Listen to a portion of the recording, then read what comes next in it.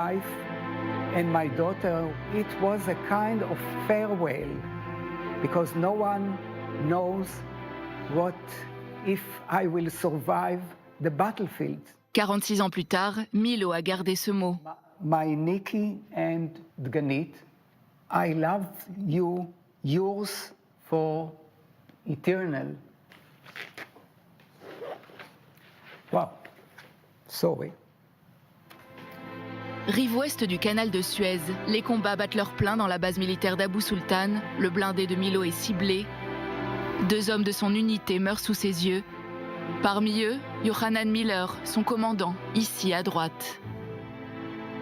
1 minute after, I was hit by shrapnel above my left leg. I couldn't walk. À Paris, Patrick Sokolovski apprend qu'Israël est en grand danger. Il embarque sur le premier avion et s'engage, une nouvelle fois, comme volontaire. En Israël, les hôpitaux sont débordés, les blessés de guerre arrivent par milliers. Au centre hospitalier Ichilov, Patrick Sokolovski, kinésithérapeute, prête main forte au personnel soignant. Sous les bombardements, Milo est transporté de l'autre côté du canal de Suez dans un hôpital de campagne à Refidim.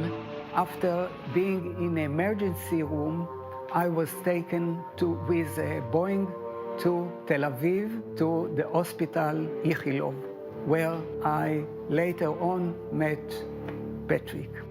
C'est leur première rencontre. Pendant 10 jours, Patrick Sokolovski soigne la jambe de Milo.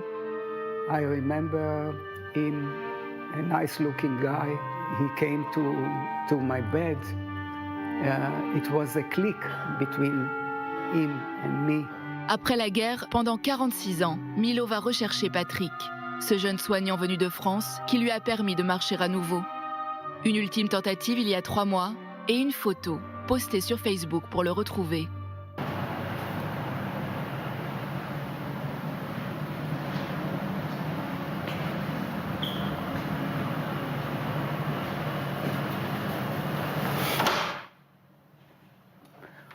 Wow, wow.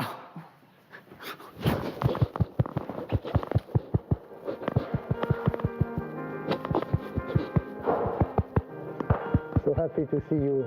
26 years. Wow. Wow. Don't cry. It's okay. We're happy. Sorry. We are happy.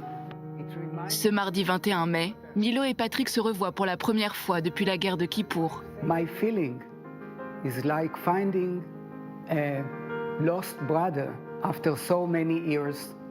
Nous avons tout de suite sympathisé. Enfin, il y avait d'autres soldats que je soignais. Il y avait tout un service de rééducation. Mais on a bien sympathisé avec Moshe parce que bon, c'était des atomes. Voilà, c'est comme ça s'explique pas. Hein. Et puis il m'a raconté toute son histoire et son histoire de sa libération aussi de Jérusalem en 67. Le seul souvenir de ces 10 jours passés ensemble à l'hôpital en 1973, cette photo, laissée par Patrick à côté du lit d'hôpital de Milo. I look here and I see Ichilov Hospital. Ah, yeah, I wrote it. I remember. You wrote, that is your end script. Yes. You wrote it without family name. I was maybe afraid that you said it was a bad treatment, so you will not be happy